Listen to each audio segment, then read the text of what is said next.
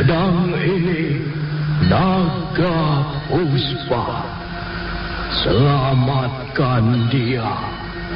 Jangan sampai jatuh ke tangan pendekar berwatak jahat.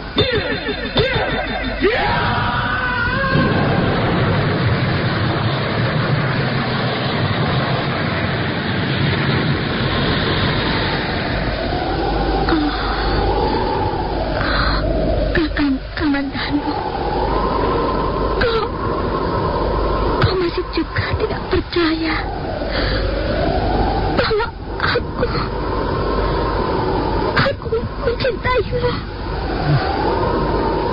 Mesin, maafkan aku, Mesin. Mesin.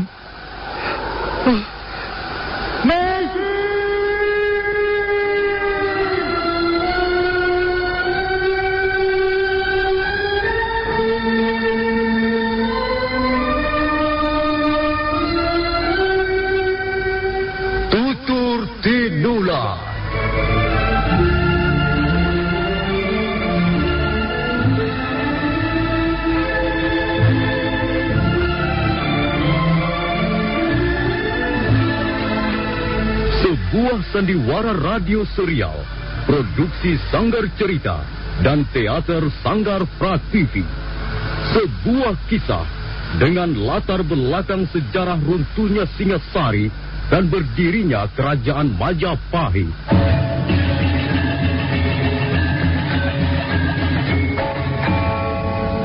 Sandiwara ini didukung oleh pemain-pemain radio yang sudah ternama. Ferry Fadli, Ivone Rose, dan Eli Ermawati.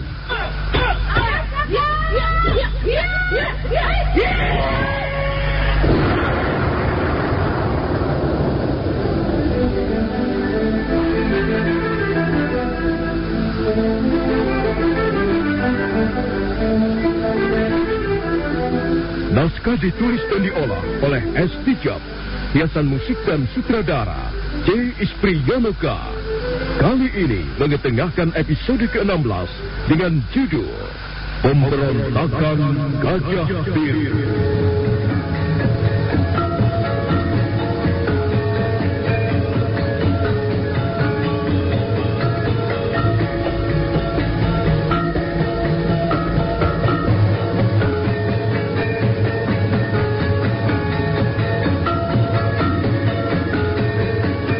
Dalam seri ke-455 ini didukung oleh para pemain Rusli sebagai Tunggalang, Suherman sebagai Wong Yin, Eli Ermawati sebagai Mesin, Yanwar sebagai Ratanca, dan Asdi Suhastra pembawa cerita.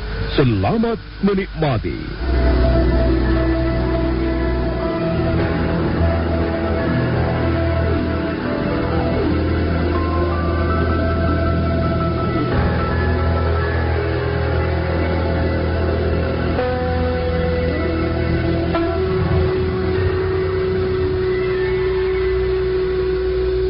Wong menyatakan pendiriannya dengan tegas di depan Tunggalang dan beberapa orang temannya. Tunggalang kelihatan sangat marah, tapi dia tetap tidak turun dari punggung kudanya. Hei tua bangsa, berani sekali kau berkata seperti itu? Perkataan saya tidak ada yang aneh, Tuan. Tuan tidak perlu menafsirkan yang bukan-bukan. Jadi kau tetap akan mengobati orang? Itu sudah pekerjaan saya sejak dulu. Barangkali sejak tuan-tuan ini masih ingusan. Tutup mulutmu! Aku tua. Kau pikir kami ini siapa, ha? Dengar. Buka telingamu lebar-lebar. Kami adalah murid-murid Raja Pamintihan. Kami adalah para dukun yang sudah kondang, sudah termasur, bahkan sampai ke kota Majapahit. Kamilah yang seharusnya mengobati orang sakit, karena kami mempunyai kemampuan untuk melakukannya. Kau masih juga nekat mengobati orang. Itu artinya kau menyerobot sandang pangan kami. Dan itu artinya kau akan membuat susah dirimu sendiri.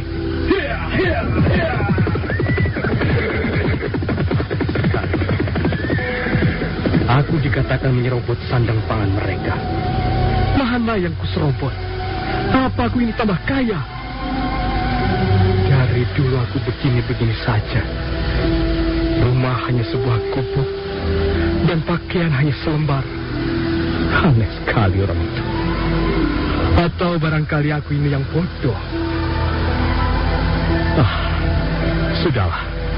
Masa bodoh. Pokoknya Tabib Wong akan terus melangkah di jalan yang benar.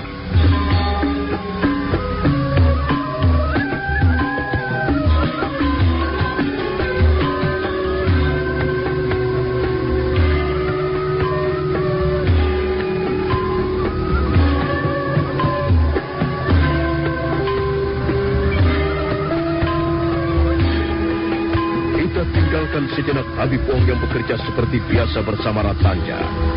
Marilah kita ikuti perjalanan Maisin untuk mendalami ilmu kabegjan. Pada hari yang ke-7, Maisin sudah berjalan menerobos hutan-hutan di sekitar pantai. Dia melangkah hanya menuruti perkataan hati kecilnya belaka. Suatu saat dia duduk di bawah pohon sampai hampir setengah hari lamanya. Pada saat lain dia mandi berendam di tepi rawa. Dia hanya makan seketemunya. Pakaiannya compang-camping dan hampir lenyap sudah seluruh kecantikannya. Kadangkala dia berlari sambil berteriak-teriak nyaring. Kemudian tiba-tiba dia duduk menangis di bawah pohon. Mendadak dia bangkit dan kembali berlari sambil tertawa-tawa. Tingkah lakunya sudah berubah, mirip orang sakit ingatan.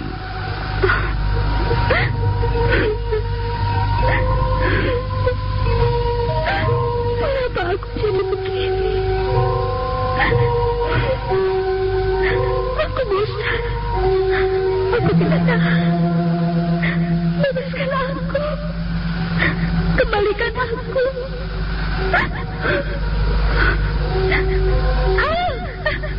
Awas ya. Berani mendekat, ku pukul kau. Awas ya. Berani mendekat selangkah lagi, cakar kau. Kau pikir aku takut? Apa? Jadi kau pikir aku takut? Dasar wong Medan, dasar kembang.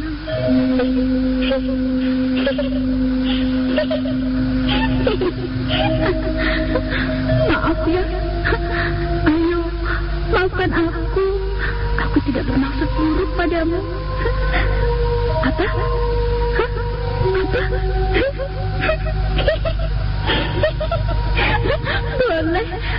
Boleh saja. Ayo, kejar aku, tangkap aku. Aku mau terbang seperti kupu-kupu.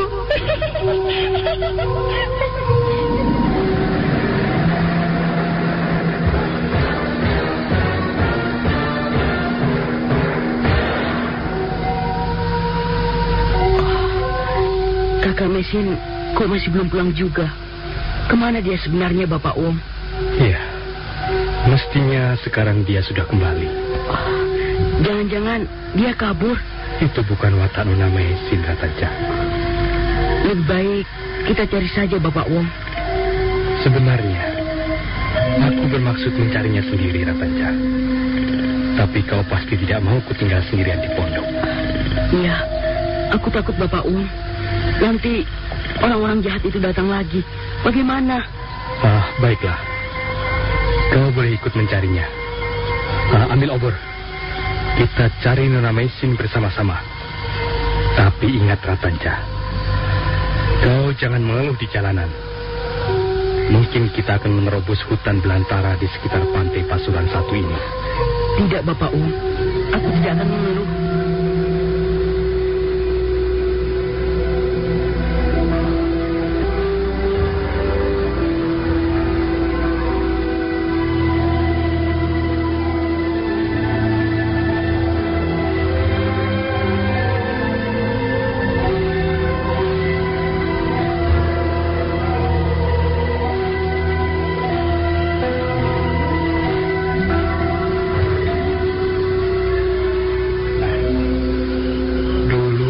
Saya melepaskan Nona Maisin. Waktu itu juga malam hari. Apakah kakak Maisin akan baik-baik keadaannya, Bapak Wong? Ya, begitulah yang kita harapkan. Apa sebenarnya yang sedang dilakukan kakak Maisin? Nona Maisin sedang mempelajari sebuah ilmu. Kalau begitu, Bapak Wong bohong. Katanya dulu kakak Maisin pergi mengobati orang. Maafkan aku, Ratanja. Aku memang sengaja membohongimu. Sebab kalau tidak, kau pasti akan merengek-rengek terus mengajak menyusul Nona Mesin. Setelah istirahat sejenak, Tabib Wong mengajak Ratanca kembali meneruskan perjalanan. Sekarang mereka mulai merambah hutan lebat. Sekali waktu terdengar bunyi monyet yang besar meraung-raung dari pohon ke pohon. Sekarang mereka sudah berada kembali di tengah hutan. Mendadak Ratanca menunjuk ke arah rumpun semak belukar. Tabib Wong berjalan mengendap mendekati sosok tubuh seorang wanita yang meringkuk di sela-sela rumpun belukar. Ketika jarak mereka tinggal 3 langkah, Tabib Wong menggamit punggung Ratanca. Sosok wanita itu masih diam saja. Sepertinya dia bukan kakak Mesin. Lihatlah Bapak Wong, pakaiannya compang-camping, tubuhnya kurus dan banyak luka-luka. Mungkin tergores duri-duri semak belukar. Jelas, ya, dia bukan kakak Mesin. Mungkin dia orang gila yang kesasar di hutan. Apa yang dilakukannya, Ratanca? Entahlah Bapak Wong. Dia menghadap ke sebelah sana. Dia hanya diam saja. Tapi kelihatannya dia masih bernapas. Lihat Bapak Wong. Kakinya bergerak-gerak. Kakak Mesin. Kakak Mesin. Nona Mesin? Nona Mesin? Tiba-tiba wanita itu membalikkan punggungnya perlahan-lahan. Tabib Wong terkejut. Demikian pula Ratanca. Bocah itu sudah akan melompat kalau tidak segera ditahan oleh Tabib Wong. Wajah wanita yang berpakaian compang-camping itu sangat kurus. Dan wajah itu banyak goresan-goresan. Wajah itu lebih mirip dengan wajah tengkorak hidup. Kurus, matanya cekung dan berwarna pucat. Dia benar-benar kakak Mesin. Tapi mengapa kakak Mesin menjadi kurus sekali? Nona Mesin, rupanya Nona telah mengalami suatu penderitaan yang sangat berat. Tanya. Kau minggir dulu, Ratanca. Biar aku yang melemaskan tubuhnya.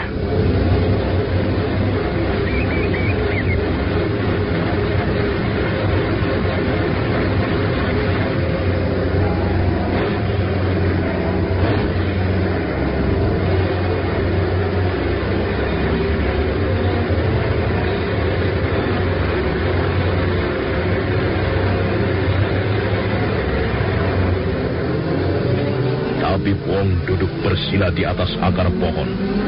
Orang tua itu mengatur pernapasannya sambil matanya terpejam. Kemudian dia berdiri dan melangkah mendekati punggung Mesin.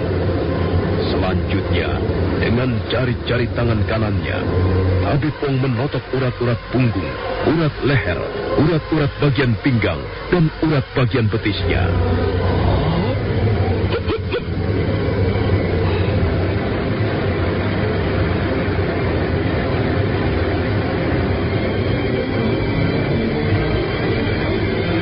Ketika Mesin melepaskan cengkramannya dan tubuhnya terkulai lemas, Ratanca buru-buru mendekatinya. Tubuhnya menjadi lemas. Dan sekarang matanya terpejam, Bapak Wong. Ya, kasihan sekali Nona Mesin. Tapi mudah-mudahan dia berhasil. Memang cobaan dan ujian untuk mencapai pendalaman ilmu kepejan sangat berat. Jika orang tidak tahan, bukan ilmu yang akan diperoleh. Sebaliknya, orang bisa menjadi hilang ingatan. Sudahlah, Ratanca. Kita harus segera membawa Nona Mesin pulang ke pondok. Saya kira Nona Mesin membutuhkan perawatan barang beberapa hari. Juga. Ya, jalan darahnya sudah mulai lebih teratur. Demikian pula pernafasannya. Saya kira dia akan segera sadar kembali. Bagaimana dengan tugasmu, Ratanca? Apakah kau sudah menyiapkan bubur santan manis untuk Nona Mesin? Sudah, Bapak Wong. Biar nanti saya yang akan menyuapi kakak Mesin. Kau tunggu saja di sini. Begitu dia sadar, kau boleh memberinya minum air gula aren. Tapi jangan banyak-banyak. Cukup beberapa teguk saja. Setelah itu kau boleh memberinya bubur barang 2 suap. Bapak Wong mau kemana? Aku mau mencari daun-daunan untuk mengobati luka-luka di bagian kakinya.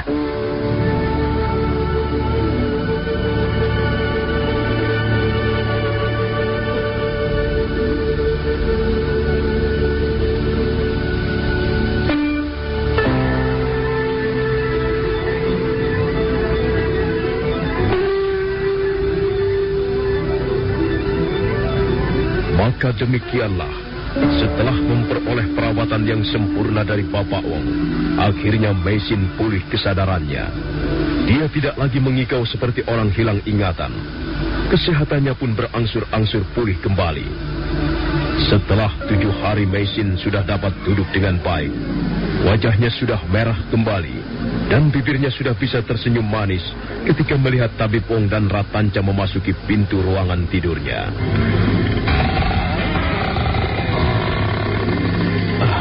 Bagaimana, Nona Meisin? Saya sudah merasa lebih baik, Bapak Wong. Baru saja saya menghabiskan 1 mangkuk bubur manis. Kakak Meisin sudah bisa makan bubur sendiri. Pekerjaan saya jadi ringan, Bapak Wong. Saya tidak perlu lagi menyuapinya. Kau memang anak yang baik, Ratanca. Kau sangat baik padaku. Syukurlah. Saya ikut gembira kalau semuanya telah menjadi baik. Mudah-mudahan kita tetap mendapat perlindungan dari Yang Maha Kuasa.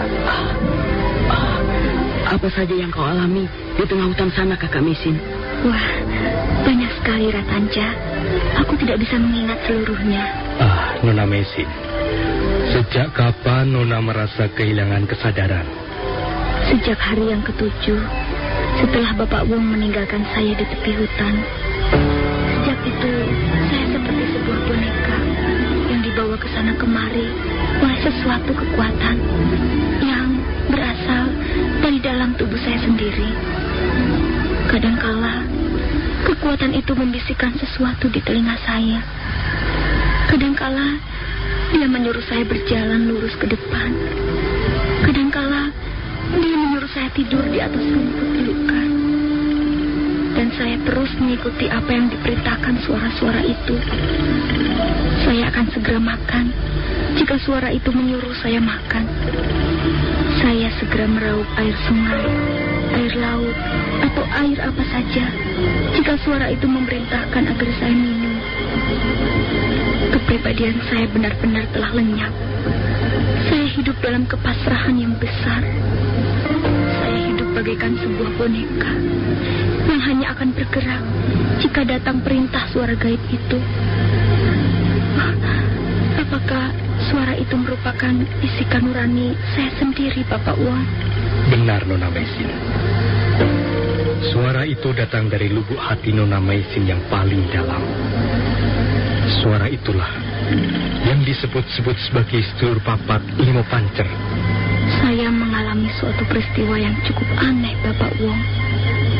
Tiba-tiba, tengkuk saya menjadi tebal, seperti dicengkram dari belakang. Kemudian, saya merasa seperti ada yang mendorong tubuh saya ke samping. Pada saat itulah, seekor ular besar menyambar ke arah kepala saya. Dan hampir saja saya terbunuh. Nah, itu pengalaman yang menarik, Nona. Nona telah diselamatkan oleh nurani Nona sendiri. Baiklah. Besok pagi akan kita coba. Saya ingin tahu hasilnya. Apakah Nona sudah siap? Saya siap, Bapak Wong. Lewat seminggu lamanya, berangsur-angsur kesehatan Meisin pulih kembali. Dia sudah makan seperti biasa dan bisa tidur dengan nyenyak. Wajahnya kembali merah dan matanya mulai berbinar-binar. Bibirnya menyungging senyuman manis ketika melihat Tabib Wong dan Ratanca memasuki pintu ruangan biliknya. Meisin lalu menceritakan pengalamannya selama menjalani tapa brata di tengah hutan. Begitulah, Bapak Wong. Oh, iya. Pada saat-saat tertentu, saat mana akan datang bahaya, saya merasa tengkuk saya menjadi tebal dan dingin. Rasanya seperti dicengkram tangan-tangan mayat. Itu merupakan isyarat datangnya bahaya, Nona. Itu adalah pekerjaan sedulur papat Limo Pancer.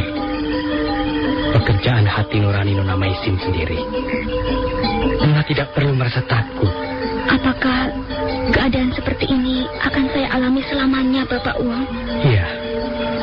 Selama Nona Mesin masih mengenakan ilmu kapekjan dan tidak pernah melanggar pantangannya, maka keadaan itu akan terus menyertai Nona. Sebenarnya manusia tidak pernah sendirian, Nona. Kemanapun juga dia pergi, hati nurani akan selalu menyertainya. Hati nurani selalu melindunginya dengan cara-caranya yang khas. Tapi kadangkala, karena nafsunya, karena rasa keakuannya yang besar, maka seseorang tidak pernah mampu menangkap isyarat-isyarat yang diberikan hati nuraninya. Iya, Bapak Wong. Sekarang saya mengerti apa sebenarnya ilmu kapekjan itu. Nona Mesin, Nona pasti lebih mengerti dibanding saya.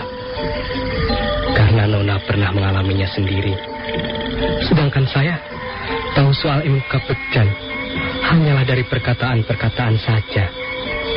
Pengetahuan saya hanyalah pengetahuan kulit dan bukan isi, Nona.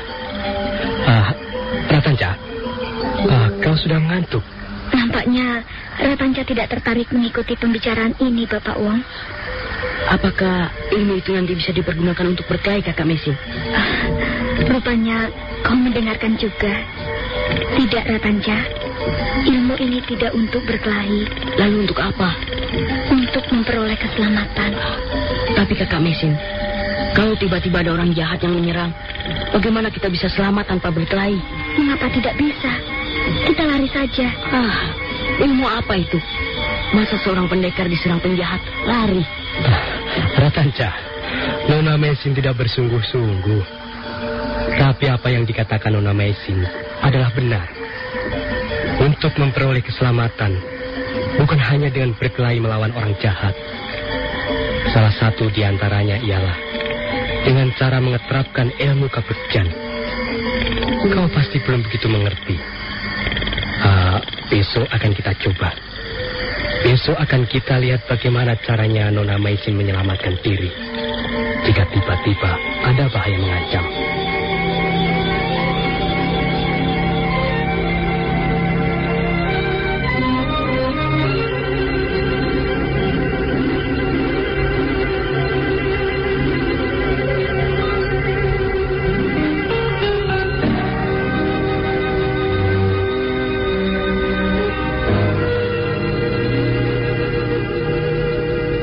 Pagi harinya, Tabib Wong membawa Mesin dan Ratanca meninggalkan pondok kediamannya.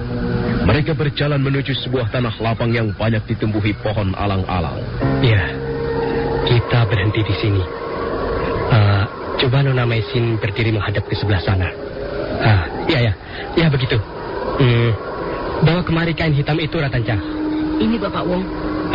Nah, sekarang lihat. Saya akan menutup kedua belah mata Nona Mesin dengan selembar kain hitam ini. Maaf nih ya, Nona Mesin. Silakan, Bapak Wong. Kau nanti akan melihat sendiri, Ratanca. Sekalipun ilmu ini tidak ganas, tidak bersifat menyerang, tapi ilmu ini sangat ampuh. Bagaimana, Nona? Apakah saya mengikat terlalu keras? Tidak, Bapak Wong. Cukup. Sekarang Nona berdiri saja di sini. Dan kau, Ratanca, ikut aku. Tabib Wong melangkah menjauhi Mesin. Ratanca berjalan di sebelahnya. Ketika jarak mereka kurang lebih 10 langkah, Tabib Wong berhenti. Nah, Ratanca, ayo kita lihat. Ayo kita buktikan bersama-sama. Sampai sejauh mana Nona Mesin dapat menguasai ilmu kapekjan. Ambilkan tombak panjang itu, Ratanca. Baik, Bapak Wong. Ratanca memungut tombak panjang yang ujungnya runcing dan tajam bagaikan pisau cukur. Tabib Wong menimang-nimang tombak itu dengan kedua belah tangannya. Kemudian berpaling ke arah Ratanca. Ratanca, kau tahu apa yang akan kulakukan? Entahlah, Bapak Wong. Apa yang akan kau lakukan? Saya akan melempar tombak ini persis ke arah punggung Nona Mesin. Jangan, Bapak Wong. Jangan. Apa Bapak Wong ingin membunuh Kakak Mesin? Saya akan menguji ilmunya, Ratanca. Bukan mau membunuhnya. Nah, lihatlah. Lihat.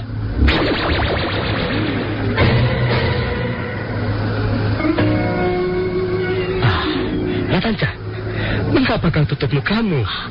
Saya takut, Bapak Um. Saya takut ujung tombak itu melukai kakak Mesin. Kau tidak perlu takut. Nona Mesin masih berdiri di tempatnya semula. Cobalah buka matamu. Bagaimana? Kakak Mesin, apakah tombak itu melenceng jauh, Bapak Um? Tidak, Ratanca. Bidikanku tepat pada sasarannya. Sekarang mari kita coba lagi. Dan kau buka saja matamu, supaya kau juga bisa melihatnya. Tabib Wong kemudian mengambil tombak-tombak yang lain. Dia juga mengumpulkan sejumlah pisau. Kemudian dia berdiri sambil bersiap-siap menghujani Mesin dengan lemparan-lemparan senjata tajam. Kau siap, Ratanca? Jangan takut. Nona Mesin tidak akan cedera sedikit pun. Nah, lihatlah.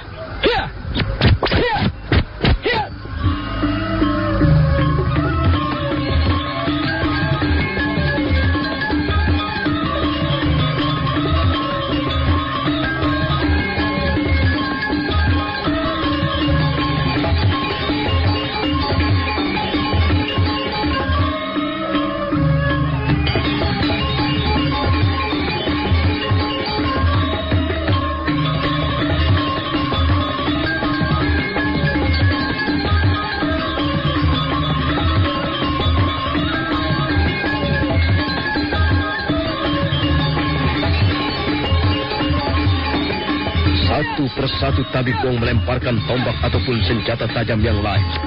Dan memang benar, bidikan Tabib Wong selalu tepat ke arah sasaran. Kadangkala ujung tombaknya menyambar ke arah leher Mesin. Suatu ketika pisaunya melesat ke arah punggung. Pada saat lain ujung tombaknya mengancam kepalanya. Tapi aneh sekali, Mesin selalu dapat menghindari sambaran-sambaran senjata tajam itu. Kadangkala dia memiringkan tubuhnya ke samping kiri atau ke samping kanan.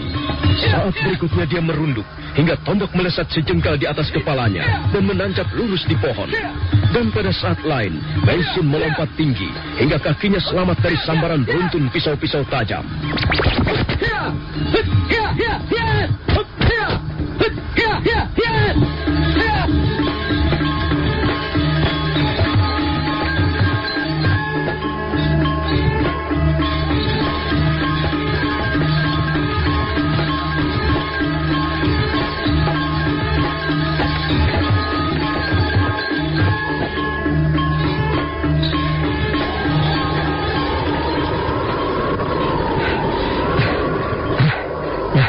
Ratanca, kau lihat sendiri kan?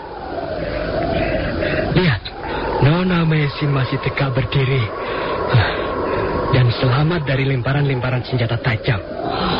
Aneh sekali. Sungguh-sungguh ajaib. Padahal mata kakak Mesin ditutup rapat dan kakak Mesin menghadap ke sebelah sana. Bagaimana itu bisa terjadi, Bapak Um? Bagaimana kakak Mesin dapat melakukannya? Itulah ilmu Kapitjen, Ratanca. Ilmu yang mengandalkan ketajaman dan kepekaan hati nurani manusia. Mari kita lihat lagi. Mari kita coba lagi.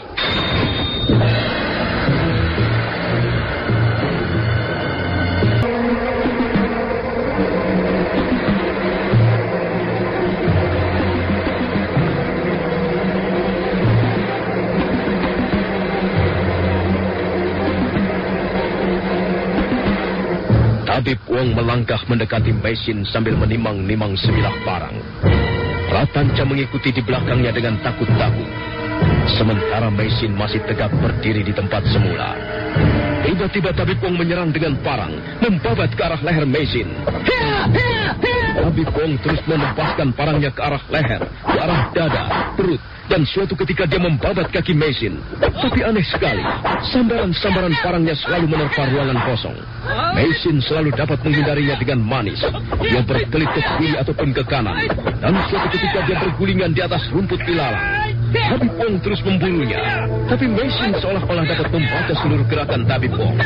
Ratanca sampai ternganga keheranan melihat cara Mesin menyelamatkan diri.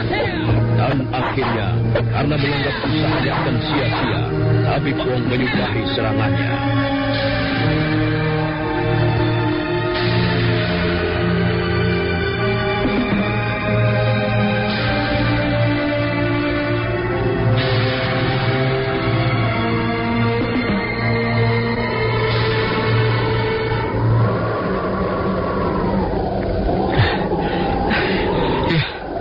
Cukup, Nona Maisin.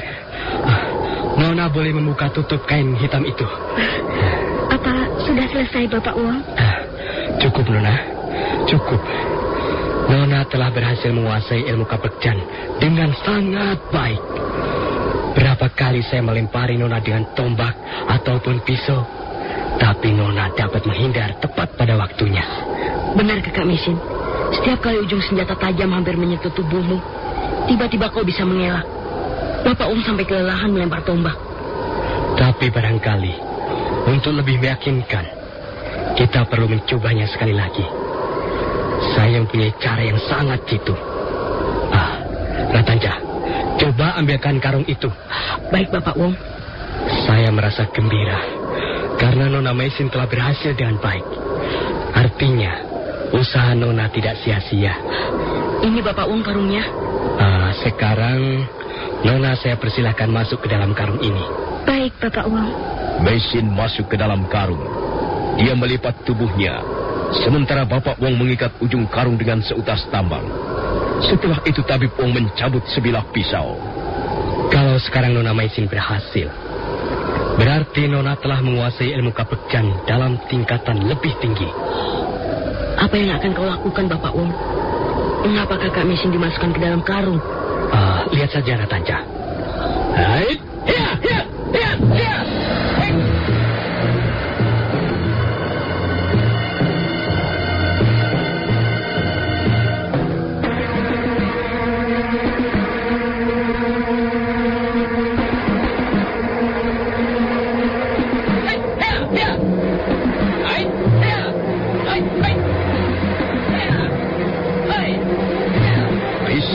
Yang berkilat-kilat itu terus-menerus menembus karung yang di dalamnya Maisin sedang meringkuk.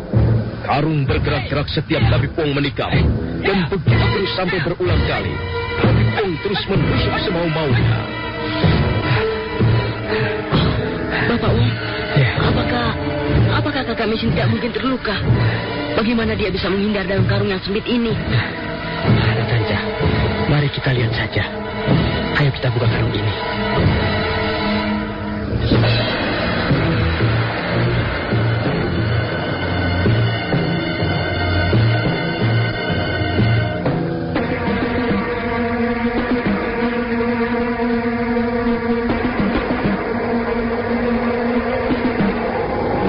Kakak Mesin, kau tidak apa-apa. Kau sama sekali tidak terluka. Tidak, Ratanja. Lihat saja sendiri. Tidak ada luka sedikit pun. Aneh sekali. Kau hebat sekali, Kakak Mesin. Kau dapat menyelamatkan dirimu sekalipun ditutup dalam karung. Mengapa bisa begitu ya? Aku hampir tidak percaya. Tapi kau harus percaya, Ratanja. Sebab kau sudah melihatnya sendiri. Nah, saya kira sudah cukup. Ayo, Nona Maisin. Ayo, Ratanja. Kita kembali ke pondok. Apa yang sedang kau rasakan ketika Bapak Wong melemparimu tombak, Kakak Mesin? Bukankah kau tidak bisa melihatnya? Memang, Ratanja, aku tidak bisa melihatnya. Tapi aku bisa merasakannya. Nona Maisin melihat dengan mata batinnya, Ratanja. Apa kau tidak merasa takut? Tidak, Ratanja. Aku hanya merasa tengkukku menjadi tebal dan dingin setiap kali bahaya mengancam datang. Selanjutnya, aku merasakan tubuhku didorong ke kiri ataupun ke kanan, ditekan ke bawah atau diguling-gulingkan di atas tanah. Saat itu, aku merasa menjadi seperti boneka mainan. Aku seperti wayang golek yang seluruh gerakanku ditentukan oleh Ki Dalang. Aku seperti tidak hadir lagi dalam ragaku ini. Nah, itu artinya Nona Maisin sudah dapat menyatu dengan hati nurani. Nona sudah dapat berhubungan langsung dengan sedulur papat Limo Pancer, yang juga biasa disebut saudara kembar manusia. Tapi ada satu hal yang ingin saya sampaikan kepada Nona. Apakah itu, Bapak Wong? Ilmu kapekjan yang sekarang ini sudah mancing, sudah merasuk dalam diri Nona Maisin. Bukan berarti tidak bisa lenyap kembali.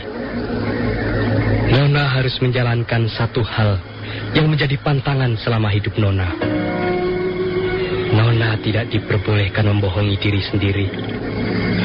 Sebab membohongi diri sendiri akan membuat sedulur papat limo pancer menjadi kecewa dan tersinggung. Jika Nona sering bohong kepada diri sendiri, maka hati nurani Nona pun akan luntur kesetiaannya. Dia tidak akan patuh lagi melindungi Nona ketika Nona mendapat ancaman bahaya. Jadi, Nona harus memelihara kejujuran sepanjang hidup Nona. Nona harus jujur kepada diri sendiri maupun kepada orang lain. Nona harus berani berkata tidak jika memang tidak. Dan Nona harus berani berkata ya kalau memang ya. Nona harus berani menyuarakan kebenaran. Iya, Bapak Wong. Di zaman sekarang ini, suara-suara kebenaran sering dikalahkan. Yang banyak terdengar adalah suara-suara palsu, suara-suara sumbang, suara-suara yang penuh tipu muslihat, suara-suara tamak, suara-suara serakah dan iri dengki. Disitulah nanti Nona Meisin akan tegar berdiri membela suara-suara kebenaran. Nona bisa menjadi panutan, bisa menjadi pedoman bagi siapa saja yang kehilangan jejak mencari kebenaran di dalam hidupnya. Iya, Bapak Wong. Saya akan bahagia sekali kalau saya dapat menuruti segala petunjuk Bapak Wong. Berikutnya,